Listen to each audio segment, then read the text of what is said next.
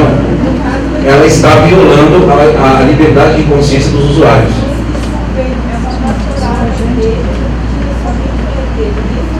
Ah, tá, agora entendi. Então, a pastoral dessa igreja está exercendo seu direito de liberdade religiosa. É dentro do exercício de liberdade religiosa. Porém, se existir assistente social dentro desse contexto, ela não pode fazer esse tipo de reprodução, porque a produção dela, nossa, é laica. Então, ela vai fazer uma escolha, né? Eu sei que muitas vezes não dá para fazer escolha para escolher trabalho, mas ela vai ter esse desafio na sua frente. Então, se não tem convênio, não é beleza, mas se não tem convênio, é o direito da liberdade religiosa. Uma vez tendo convênio, esse direito ele é suprimido.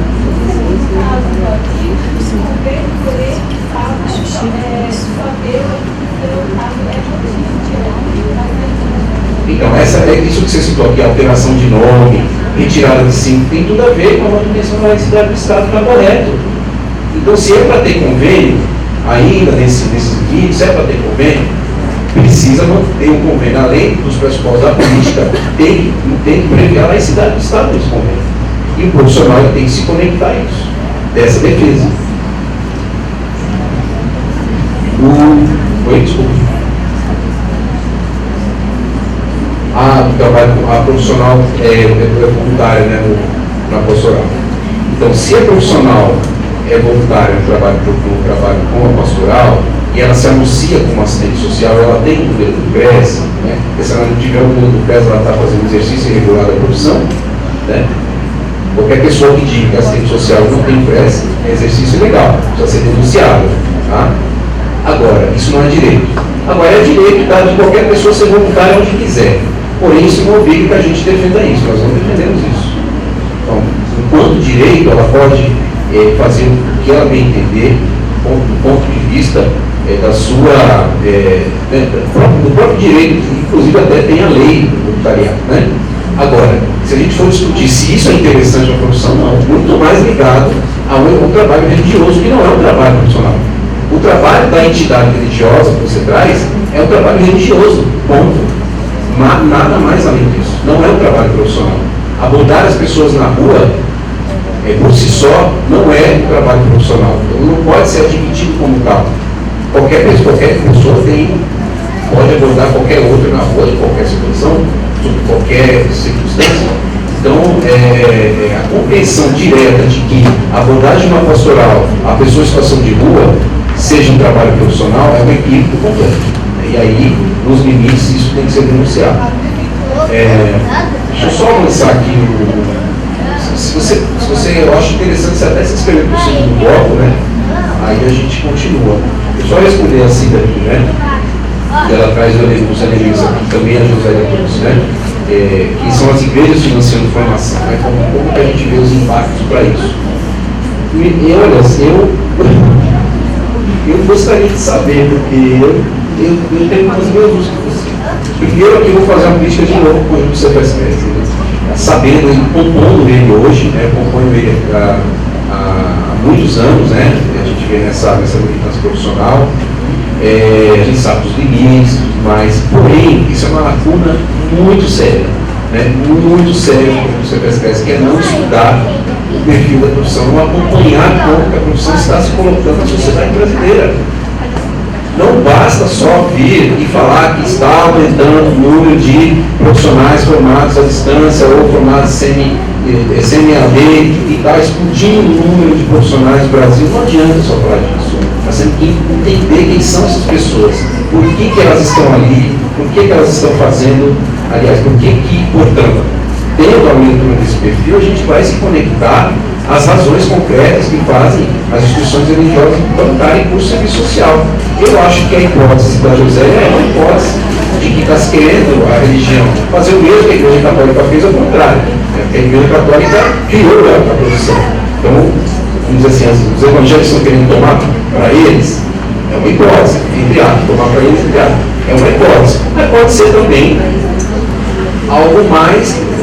As experiências que eu tive no meu empírico, no meu cotidiano, indicaram, tanto como docente como paciente social,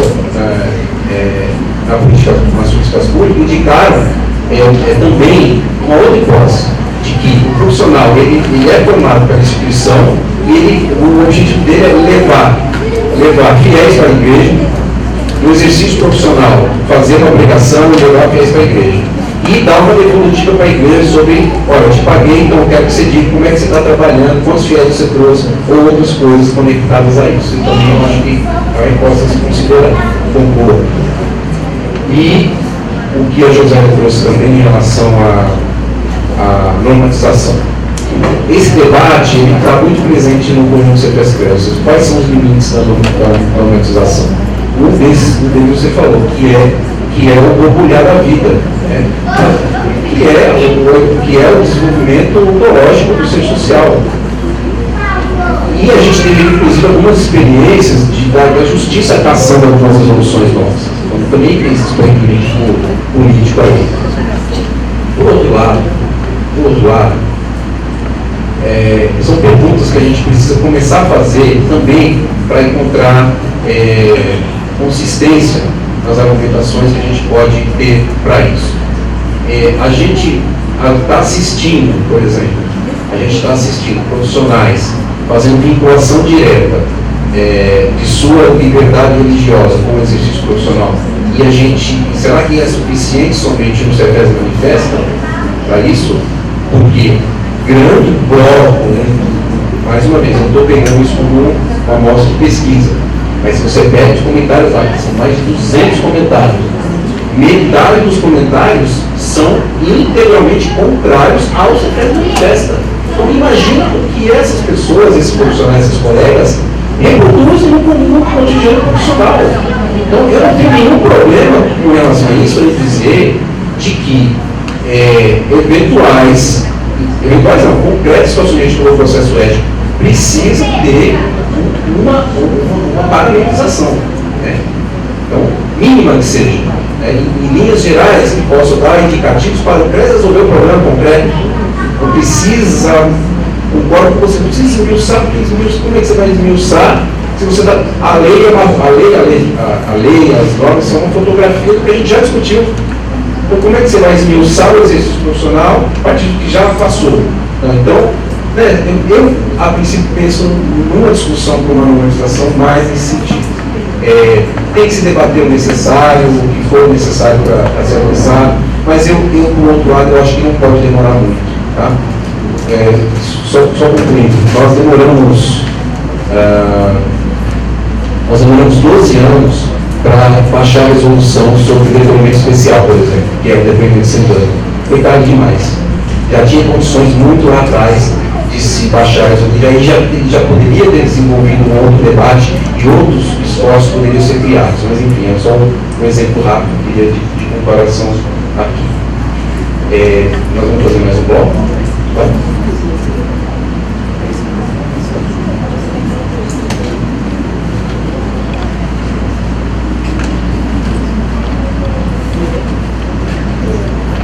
Então vamos abrir outro bloco de perguntas, quem quer se candidatar. Eu vou fazer uma pergunta então, enquanto as pessoas estão na camisa, né? Quando vocês falaram que Deus resolve tudo, né? Eu fiquei pensando numa situação que ocorreu numa instituição que é conveniada, né? Com a prefeitura, que ela tem toda uma relação religiosa, né? Isso não é evangélica. E aí chegou uma usuária para atendimento com assistente social e no meio desse, quando ela chega, ela não toda machucada, a assistente social logo identifica que ela então sofreu violência doméstica e a assistente social faz o seguinte movimento: não diga nada, entra na sala. Aí ela entra, senta, a assistente social fecha a porta, faz uma oração por ela e manda ela ir para casa dizendo que Deus vai resolver tudo. E aí, o quanto isso, né, está arraigado nessas instituições de fato. Outra coisa, outro dia a gente estava fazendo atendimento de uma família, e aí caiu bem na minha mão a pasta, fazendo deles, uma situação de um acolhimento de uma criança, e a criança foi acolhida sem nenhum tipo de justificativa para aquele acolhimento. A única coisa que a assistente social e a psicóloga do PAEF, que no caso de Campinas é privatizado né? A senhora secretária que gosta de dizer que ela está qualificando a rede socioassistencial com um cofinanciamento ampliado, né? Na verdade, ela está dizendo que ela está privatizando e precarizando a política pública. Então, nessa relação, quando a gente chega lá e começa a desmembrar, entender o que aconteceu, como aquela criança chegou para o acolhimento, e a gente consegue reverter o acolhimento, a criança volta para a família, a assistente social diz assim, ao fim da conversa: mas foi bom, serviu de presta atenção para aquela mulher.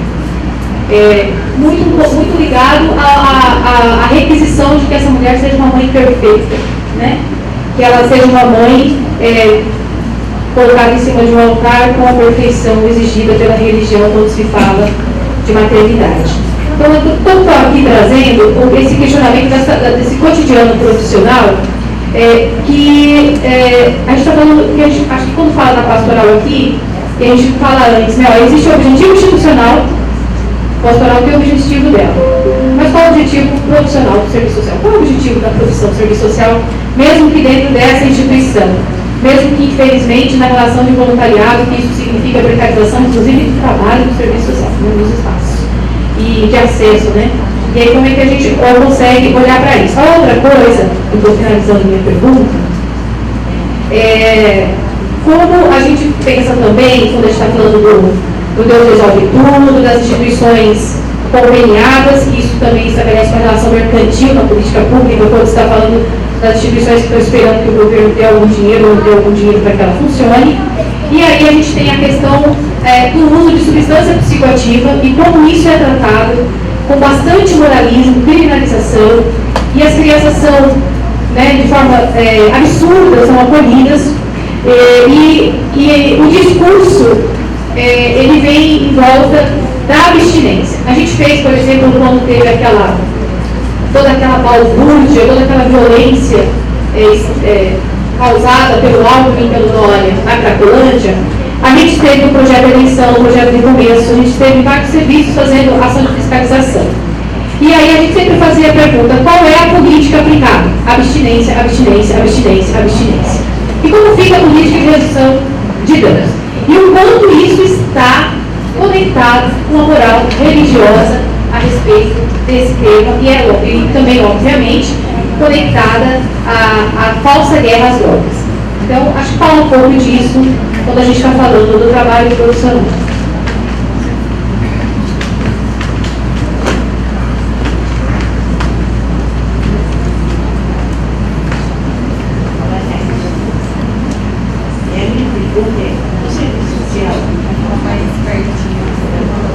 O serviço social, a visão da comunidade, ou de alguns usuários, ele vem do cunho caritativo e benevolente.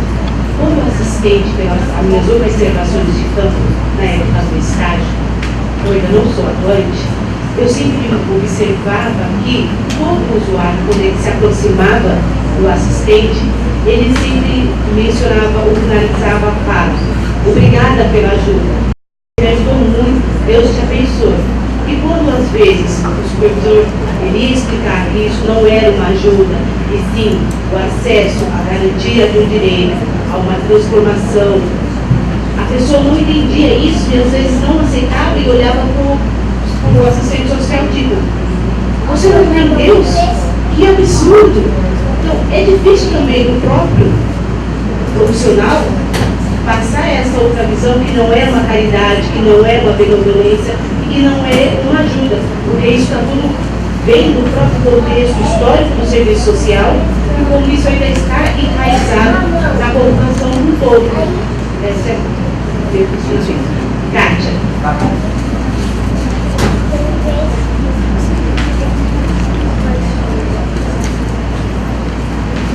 Sou Regiane, eu sou na direção também estadual, mas assim, eu vim falar, né, veio uma pergunta do espaço onde eu trabalho, né, onde eu atuo. Eu trabalho, sou assistente social do esporte, mudar um pouco na assistência, né, trabalho com futebol, com adolescentes que treinam futebol na base. E assim, é um espaço que de manhã o Ito Toledo falou da questão, foi levantado a religião é ópio do povo e eu trabalho no futebol, que é outro ópio do povo, né? E assim, a gente se depara ali com... no futebol sempre teve a religiosidade, a fé da história. E hoje, há um tempo para cá, tem muito forte a questão dos chamados atletas de Cristo. E assim, eles, há tempos, né? Às vezes chega um menino lá que é muito religioso, aí faz culto, vai num quarto lá, ou no refeitório. E assim, eu enquanto profissional não posso impedir, mas assim, também fazer com que respeite os que não queiram ir, né? E às vezes depende de quem faz isso, é muito incisivo chamando. E por um outro lado, é uma questão assim, da vitória, de ser campeão, é porque Deus ajudou, é porque eu sou merecedor, né? Mas assim, o que o colega falou agora, assim, que a gente do outro lado, né? Ali no momento, eu tenho que respeitar a laicidade da profissão, e aí eles ficam perguntando, você também não acredita? Então assim, é complicado esse outro lado, né? Como que a gente se colocar, como a gente respeitando, mas assim, que eles cobram de mim. Você não vai falar nada, você não acredita, sei lá, nesse sentido, né? Mas alguém tinha um rapaz que tinha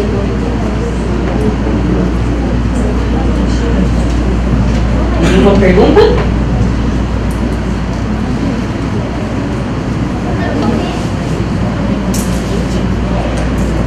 Bom, eu ter aqui algumas coisas também a partir das falas de vocês.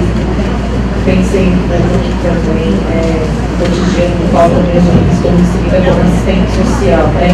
Então é difícil essa relação, né? Enquanto eu acho que é muito aquilo que o professor falou logo no início, né? Quando a gente não nos entendemos como um ser social que algo se constrói pelo trabalho, nós não temos outra alternativa. As pessoas vão atribuir na vida a uma questão de um plano transcendental a Deus. Né? Não tem o que se fazer. Eu acho que não tem muito, assim, não vejo muita alternativa, porque no cotidiano, todos os dias, as pessoas que eu atendo, tudo é Deus.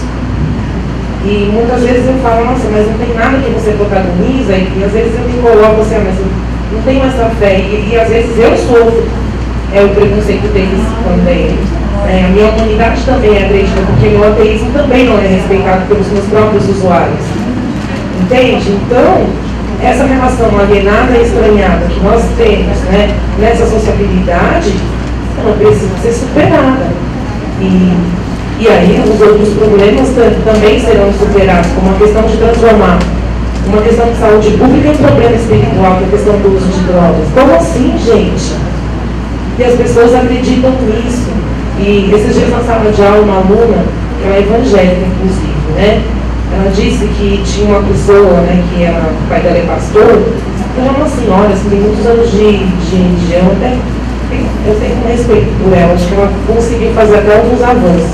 Ela disse que uma pessoa que ela conhece, ele acabou se matando, porque ele aguentou até um certo período segurar a abstinência dele, porém, chegou uma hora que a pessoa não aguenta e ele se sentiu fraco, porque existe uma cobrança da igreja. Você não tem fé, você não está fazendo, né, os seus rituais corretamente para que você possa ser beneficiado por Deus. A cobrança é tanta que a pessoa acabou se matando. Né? E ela mesma fez a reflexão. Eu estava comentando isso com isso, gente, olha só. Como é que você transforma uma questão de saúde pública numa questão espiritual, eleva isso ao espírito, isso vai ser solucionado por meio de orações e trabalhos laborais que tem sem escravidão. O pessoal fica vendendo vassoura na rua, vem saco de lixo. Eu já conheci bastante gente que, inclusive, pessoal de rua traz bastante essas histórias, né, do dia a dia que são verdadeiras. Então, acho que para superar toda essa compreensão alienada e estranhada, acho que nós temos que optar por outros caminhos. E a nossa profissão não é responsável por isso, né? Nós sabemos os limites que ela tem. Eu acho que isso é uma responsabilidade da classe trabalhadora, né? De começar a criar, na verdade, fazer escolhas, né? Para criar outras alternativas muito mais para o caminho de uma sociedade que a gente possa viver a emancipação humana.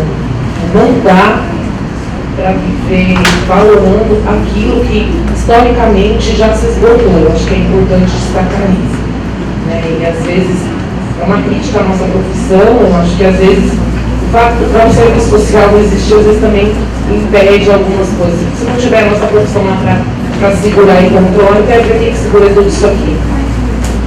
Quem é que vai segurar tudo isso, essa miséria, tudo isso que acontece nessa sociedade? Nós ajudamos a controlar, nós também somos o braço do Estado, e eu acho que isso a gente também deve pensar sobre isso, mas acho que né, não tem mais nada assim. Tá? Eu agradeço a oportunidade de ter aqui falado um pouco sobre a nossa profissão. Não sei se vai atender as expectativas de vocês, como disse, são apenas reflexões, né? Eu penso sim que nós temos que avançar por um processo revolucionário. Eu penso sim que todos esses que estão aí, todos têm que estar fora, não tem que sobrar nada nesse Estado. Nós não podemos ter ilusão com essas pessoas.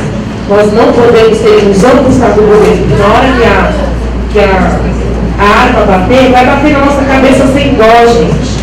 Como bater na cabeça de outras pessoas. Quantos militantes não estão mortos, enterrados aí? Quanta gente, né? Às vezes a gente fica com meias medidas para algumas coisas, né?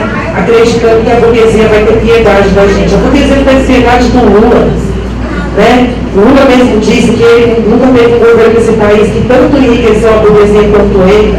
E olha aí a resposta que ela deu para ele, cadeia. Olha aí, imagina para nós. Enfim, eu queria deixar um provérbio aqui africano, né, para que a gente possa pensar. Até que os leões tenham seus próprios historiadores, as histórias das caçadas continuarão glorificando o caçador. Obrigada. Boa noite. De trás para frente agora, para depois a gente concluir, né? Finalizar a nossa atividade.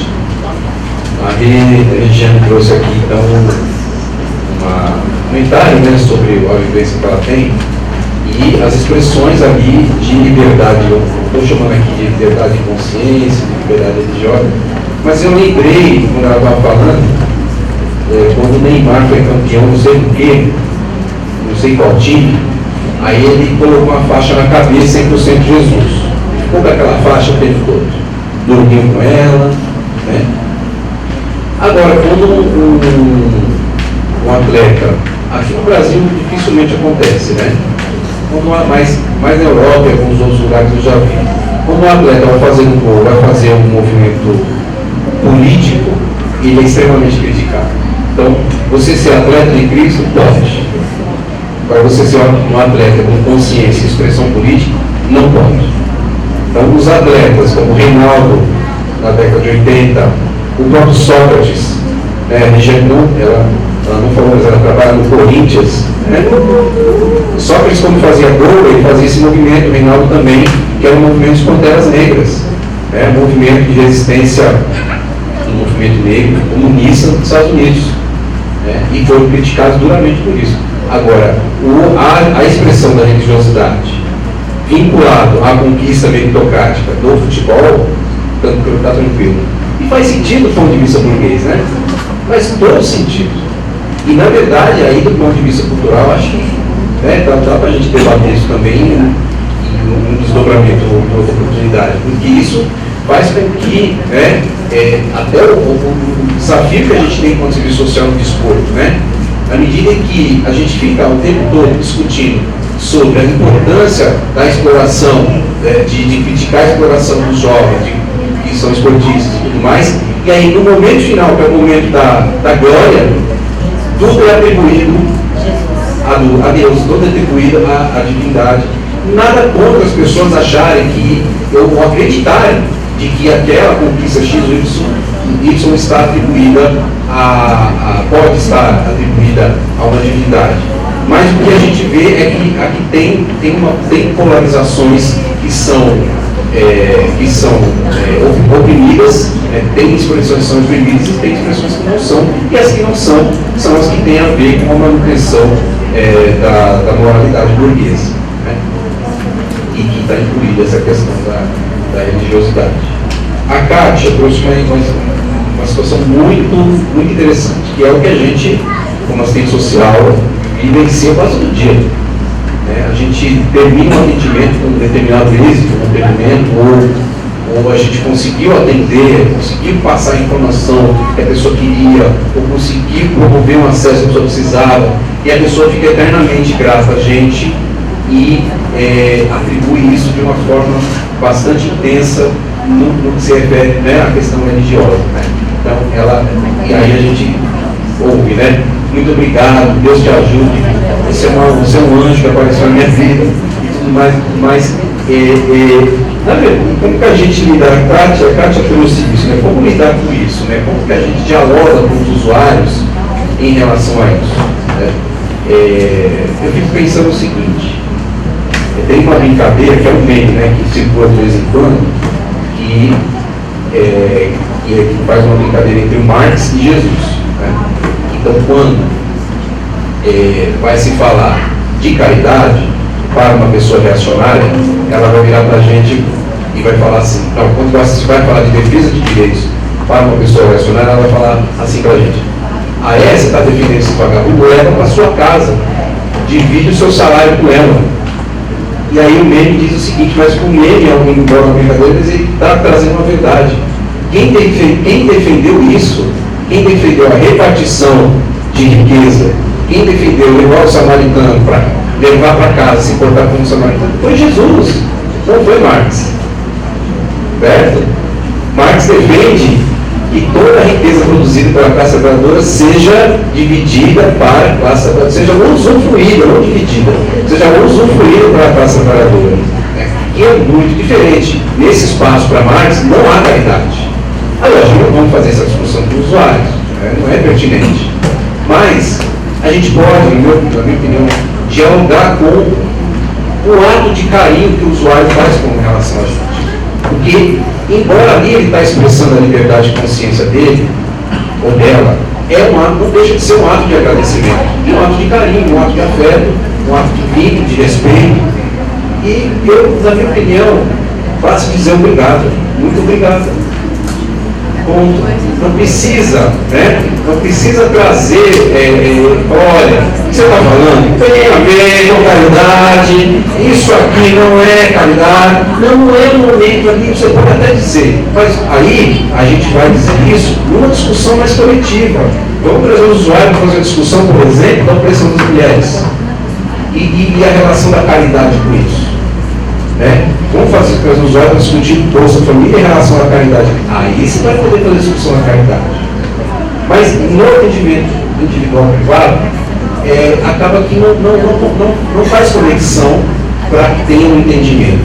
Às vezes pode fazer, mas isso é muito fluido, isso é muito subjetivo, não tem como a gente ter uma fórmula para isso, uma receita para isso. Eu acho que um agradecimento devolvo de muito obrigado pelo seu carinho. Este é o meu trabalho. Eu faço, se você gostou, eu agradeço. Então eu vou procurar atender assim, atender melhor. Não precisa aderir. O que a Patrícia colocou trouxe muito importante, né? Refletindo o que a trouxe para a gente, o Deus resolve tudo. Né? Até voltando com isso que eu falei agora, às vezes a cabeça desse usuário, Deus que influenciou a minha intervenção para resolver, não é o problema dela. Mas para mim, eu tenho a liberdade de consciência, e aí eu vou afirmar assim como a Adriana aqui, que eu sou ateu também, e também sofro preconceito em todos os espaços da sociedade. Né? Qualquer mínima afirmação de religiosidade é a negação da minha liberdade de consciência de ser ateu. Só para refletir. Qualquer não. Grande parte das manifestações religiosas neste país Era para negar o ateísmo enquanto liberdade religiosa, enquanto liberdade de consciência. Liberdade religiosa não é a religião. Né? Bom, e essa atribuição pode acontecer de forma, vamos dizer assim, indireta, de forma gratuita, mas ela acontece também de forma institucional. Né? E é isso que nós precisamos fazer um enfrentamento. Eu acho que esse debate não é um debate só em si da laicidade, propriamente. Eu acho que antes tem um debate do autoritarismo, da autocracia institucional perante os trabalhadores daquela política. Então, portanto, nós estamos falando aqui de relações de trabalho. Né? E eu penso isso. Primeiro, a gente tem que ter muito resolvido o debate sobre assédio moral dentro do espaço de trabalho, né? Seja ele institucional, seja ele direto, seja ele sexual, para depois a gente atribuir isso ao aspecto da laicidade. Porque senão a gente inverte as coisas e até corre o risco de romantizá-las. Então, o Deus resolve tudo, na minha opinião, precisa ser enfrentado, né, num debate radical da defesa das políticas, da defesa do SUS, como política estatal, porque essa premissa, ela só é, na prática e no cotidiano, enfrentada e pode ser superada. Eu também concordo com o Tony. Nós não vamos mais voltar para o estado de bem-estar social, gente. Aliás, nós nunca fomos aqui no Brasil. Né? Mas nós não vamos instalar mais, gente. Né? Não há mais cabimento em nenhum lugar político, jurídico, para que isso aconteça. Então, mas isso, então, por causa disso, a gente vai deixar de defender os pressupostos de política estatal? Não, claro que não. É pressuposto de defesa, é bandeira política.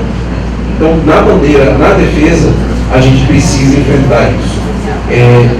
O ponto que a Patrícia falou sobre a opressão às mulheres. Eu penso que, se a gente pegar os projetos de lei da bancada evangélica, há um aspecto que eu não coloquei na bancada evangélica, você deve ter lido, mas eu não falei. A bancada evangélica agora é composta por vários católicos. Por que será? Né? A gente esquece da força da bancada católica, que tem ficado nas horas, mas que sempre fortíssimo o poder econômico absurdo sempre. E a gente não pode esquecer da força da bancada católica. A José, para quem não ouviu, a gente não pode esquecer da força da bancada católica, inclusive que tem muito poder econômico ainda, muita influência. Inclusive aquele exemplo que eu trouxe do STF, ele é um exemplo de vitória desse pessoal. Eles pagaram, eu não vou dizer os melhores advogados, porque para mim os advogados são os melhores, né? Mas eles pagaram de dinheiro para que esses advogados, eles Ganga, por exemplo, fosse defender isso, porque isso é um princípio da Igreja Católica frente à secularização. Né? E a composição da bancada evangélica, de católicos da bancada evangélica, não pode excluir, de fato, a força da bancada católica. Embora eles não se expressem como tal, mas eles fazem todo o movimento que é mais trabalhado, já é mais raposa velha, vamos dizer assim, né? Então a gente precisa ficar atento. O que eu estava dizendo sobre a opressão às mulheres é que eu acho que cabe desdobramento, sabe, da discussão da laicidade, do aviltamento da laicidade em face à opressão às mulheres. Se pegar os projetos de lei que aviltam a laicidade, grande parte deles vai dizer do corpo da mulher. Vai dizer do corpo da mulher. E vai dizer das condições de sociabilidade das mulheres. Então, é uma transversalidade que deve ser considerada. E sobre a questão do uso de substâncias de drogas, né, entre aspas, e a conexão que agora está sendo feita com a questão com a religiosidade e tal, não é novidade, gente.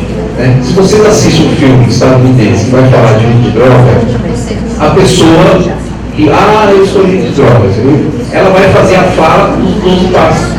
Estou livre há tantos anos. Aí, no filme, quando ela tem uma recaída, ela vai onde? Os 12 passos. Ela não vai no sistema de saúde. O modelo dos Estados Unidos é o que está querendo ser, é o que é referência para este governo Bolsonaro. Esse modelo estadunidense, que é o governo, que é um modelo vinculado à concepção de Estado penal, está diretamente vinculado ao interesse relacionado à suposta guerra às drogas. Ou seja, você trata o usuário de droga de uma forma moral, você não trata ele como um sujeito que tem um problema de saúde, e tratá-lo como um sujeito com essa característica de forma moral é partir do princípio de que ele deve parar de usar drogas amanhã, ponto, e nunca mais colocar aquilo para dentro do corpo dele. Essa atitude, gente, tem literaturas, milhões de literaturas que comprovam que essa atitude, embora seja moralmente saudada, comemorada, ela causa enormes transtornos para a própria saúde da pessoa. A pessoa muitas vezes entra em uma depressão, entra em outros quadros de saúde mental, e ela é aplaudida por não mais beber, ela é aplaudida por não mais cheirar, mas ela, no contexto de saúde dela, está sofrendo às vezes muito mais do que antes. E ela, agora, perante o que está sendo colocado, não vai ter nem espaço para discutir mais. Né? Porque a intenção agora é de supressão da política, da centralização, aliás, da referenciação dos status. Né? Da volta do trabalho da laboterapia, laboterapia nada mais é do que uma simulação do trabalho forçado escravo. Nada mais é do que a afirmação de que se você pegar numa enxada e ficar batendo a enxada, ficar suando, se acabando fisicamente ali, você vai limpar o seu organismo da droga. Isso não tem absolutamente nenhuma comprovação científica. Isso é puramente moralização cristã. O serviço social comandou, gente, a laboterapia durante muitos anos nesse país. É bom lembrar disso. Eu me recordo agora, o autor que eu já achei sobre isso há muito tempo, mas eu lembrei disso agora. Quem comandou a laboterapia no Brasil foi o serviço social, tradicional conservador. Então nós estamos voltando para isso, é isso que nós vamos querer. Lá, agora, o assistente social pode perante o conjunto CPSPS, tirar o atestado, esqueci o nome, o registro lá, ART, anotação de responsabilidade técnica. Significa o quê? Que aquele profissional, perante aquela política que ele ou ela está trabalhando, se coloca como responsável técnica daquela política toda. Então, um olhar empírico, né? Nós não fizemos nenhum levantamento, ainda ouvindo mais o que as companhias da comissão de inscrição trazem para nós nas nossas reuniões. 80-90% é de comunidade terapêutica. As assistentes sociais estão voltando, na verdade, estão se colocando como gerentes técnicas da abordagem terapêutica das comunidades terapêuticas. O que vai dar nisso, gente, não quero nem ver. Não quero nem ver. Enfim. Bom, a gente, embora a Patrícia falou que a gente podia ficar até meia-noite, né? Mas a gente precisa encerrar. Né? Precisa encerrar porque parece fita, né? Mas para encerrar, além de agradecer a vocês que ficaram até agora, agradecer a mesa, a Adriana, né, Jaqueline, a Patrícia e a comissão organizadora, enfim, a COF, direção da seccional de Sorocaba, né, parabéns pela nova sede, né, Sorocaba a gente conquistou aí, né, dizer que esse momento é um momento, eu acho que cumpriu o seu papel, acho que cumpriu de uma forma bastante satisfatória, que foi introduzir, fazer uma abertura dessa discussão. Tá? Não podemos dizer que já discutimos em pronto, né? Precisamos dar continuidade, precisamos desdobrar, precisamos falar mais de racismo em relação à liberdade religiosa e consciência, falar mais de opressão das mulheres, precisamos falar mais de políticas públicas em relação à cidade-estado, enfim, várias coisas. Né? Mas agradecer bastante nesse sentido. E aqui eu queria encerrar mesmo aqui, fazendo uma leitura poética, na verdade que foi uma construção de licença poética que eu fiz com uma letra do Cazuza e do Frejá, né, que é uma letra de 1988, que é a Luz da Piedade. Então eu fiz aqui uma licença poética queria ler para vocês. E tem tudo a ver, eu acho que essa música e essa licença poética fala, tem tudo a ver com o que a gente colocou aqui, tem tudo a ver com as necessidades, com as ironias que a gente tem que colocar artisticamente para poder compreender o que a gente tem que enfrentar e enfrentar de fato. Oremos. Vamos pedir piedade, Senhor, piedade, para essa gente careta e covarde. Agora eu vou rezar para os miseráveis, que vagam pelo mundo derrotados, para essas sementes mal plantadas, que já nascem com cara de abortadas. Vou rezar para as pessoas de alma bem pequena, remoendo pequenos problemas, querendo sempre aquilo que não tem. Vou rezar para quem vê a luz, mas não ilumina suas mini certezas. Vive contando dinheiro e não muda quando é lua cheia. Vou rezar para quem não sabe amar e fica esperando alguém que caiba no seu sonho, como varizes que vão aumentando, como insetos em volta da lâmpada. Quero rezar só para as pessoas fracas, que estão no mundo e perderam a viagem. Rezar e cantar o blues com o pastor e o povo na praça. Vamos pedir piedade, pois há um incêndio sob a chuva rala. Somos iguais em desgraça. Vamos cantar, vamos rezar o blues da piedade. Vamos pedir piedade, Senhor, piedade, para essa gente careta e covarde. Lhes dê grandeza e um pouco de coragem. Obrigado.